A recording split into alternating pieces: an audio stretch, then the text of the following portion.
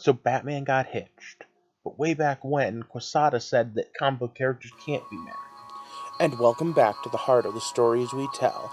I'm Rob the host, and this is another look deep into what makes a story, a theory on storytelling by a storyteller who believes that every story has merit.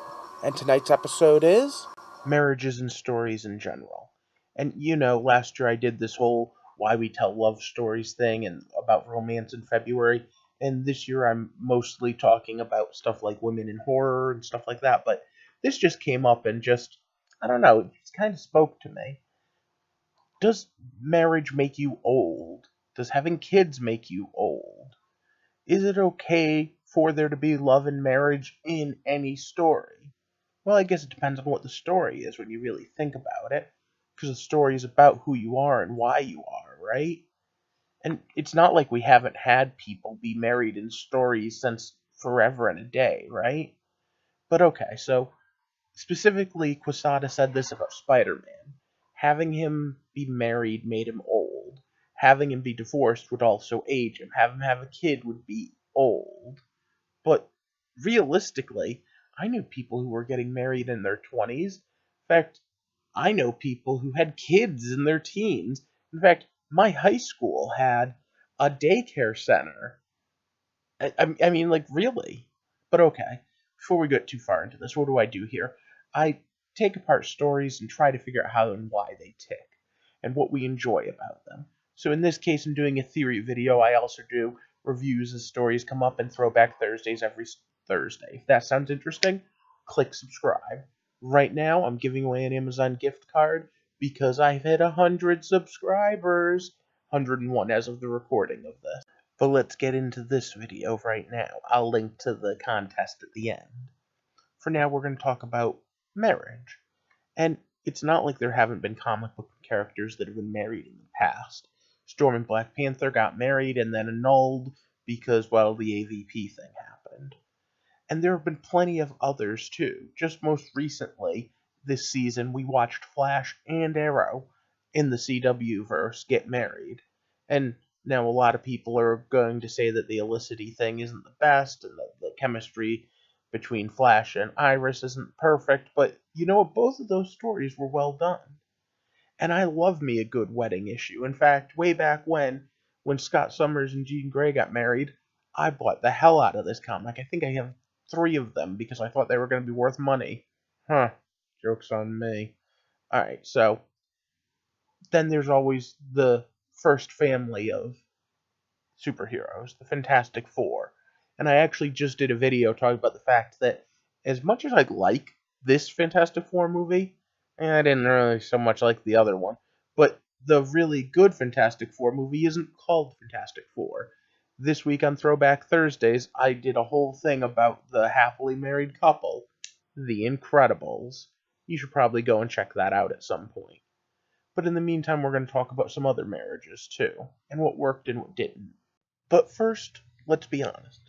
Every story is a little different, and the way we tell stories depends on whether they're comedies or romances. And shows like Married with Children were obviously played for laughs. Everybody Loves Raymond's another great example. So those characters were married from the beginning. But there were also shows where characters got married later on, or ones where the characters were always the will they won't they. If anyone remembers Moonlighting, the idea of that show was always a will they won't they, or Cheers, the same thing. And both of those shows would have been ruined, at least by most people's opinion, if the characters had gotten married. I've talked about a comparison between 2 shows like this before. Specifically, if you watched my show on Women of Urban Fantasy, then you saw me talk about Bewitched and I Dream of Jeannie. Well, Bewitched started out, literally the very first episode talks about the fact that Darren and Sam got married. I Dream of Jeannie is the opposite end. It was well near the end of the season, before the end of the series, before Jeannie and the Major got married. So, what's the difference? And did it change the show? Yeah, it did. I Dream of Jeannie was always the fun, flirty show, and Bewitched was always the stable, married show. And when that changed, there are people that thought that that changed the dynamic of the show. But it was growth. And I personally like growth in my story. I like the fact that things change over time. And now, to take this back to the comic book roots where this conversation started, by the time I was reading Spider Man, him and MJ were already married.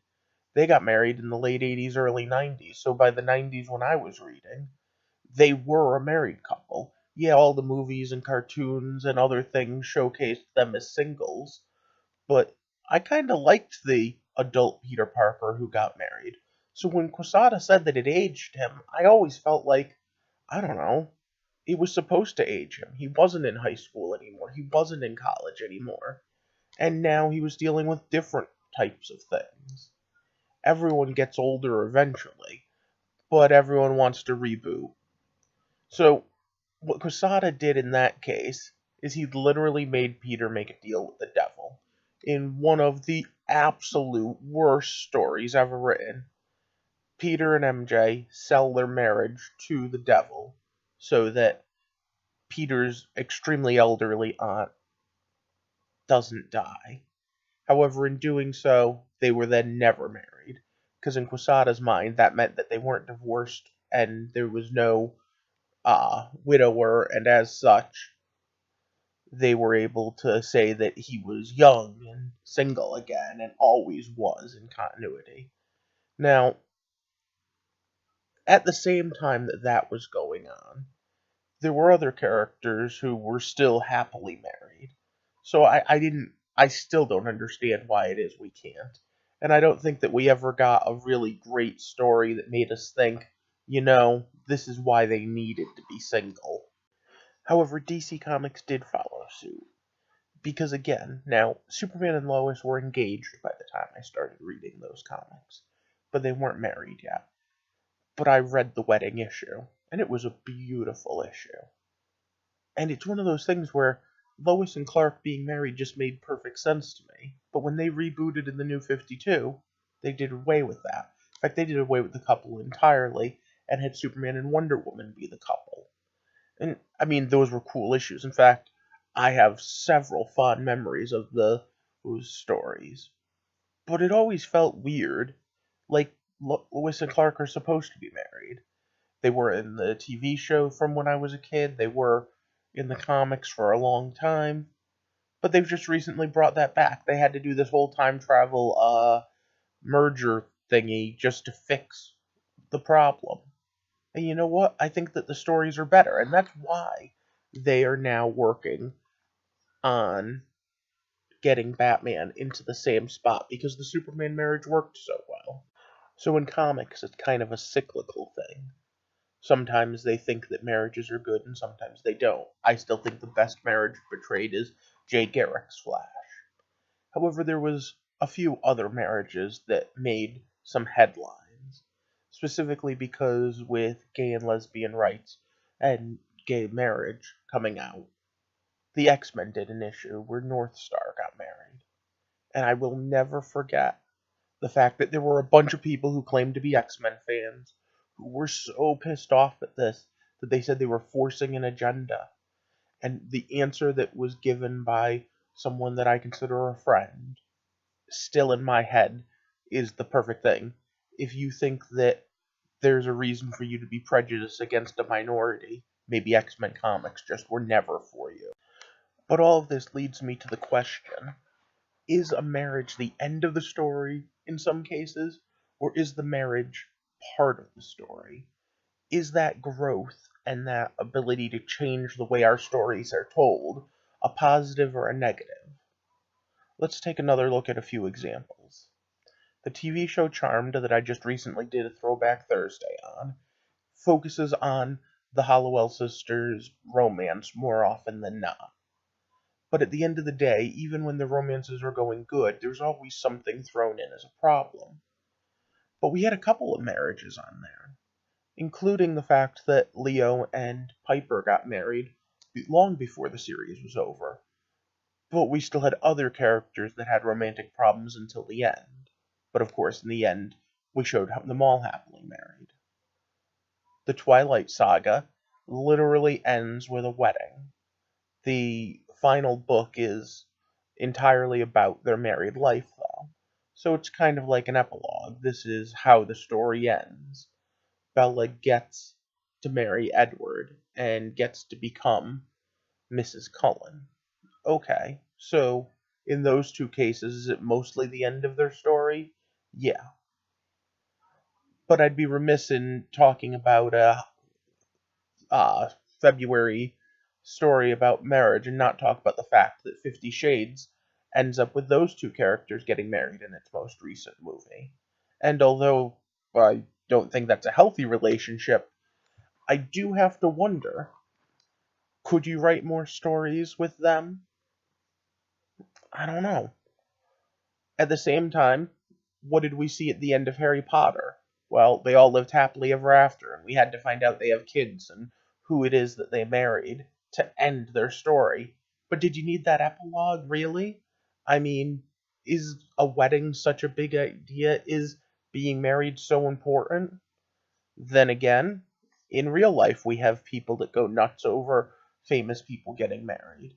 And as such, we make these huge deals where there's news broadcasts about who's getting married and who's getting divorced. And those are obviously not the ends of their stories. Those stories go on well beyond. Just like your marriage someday will, or your divorce, or your broken engagement, because these stories change. So now that brings me full scale back to, what does it mean for Batman to get married? Well, it means that the stories will be different, but not vastly different. Let's be honest. Batman and Catwoman are going to be fighting crime. There's already a story being written, or has been written, that they're advertising where the Joker finds out about them. Yeah, okay, so that's slightly different than if the Joker just found out they were dating, but realistically, it's not that different. Joker's gonna go after Catwoman. Catwoman's gonna go try to fight that she can defend herself against Joker. Batman's gonna be overprotective. Is that really any different than if Joker went after Robin? And at the end of the day, even though those stories are different, are they worse? What do you think? Do you think marriage is a new chapter or an end of a story? Do you think that superheroes get shown to be aged and too old if they have kids and families? Or do you like it? And maybe the most important question, if a character wasn't originally designed like the Fantastic Four or the Incredibles to be a family, should they have a family added later on? My personal opinion, before I hear yours, is that marriages are the next chapter. But don't forget, I have that Amazon gift card giveaway and that Ask Me Anything video coming up. So, if you could like and share, and if you haven't already, click that subscribe button to join our little community. Because even if you don't win the card, it's still going to be cool to talk to you about different ideas, and I'd love to hear your thoughts and opinions on my different theories like this.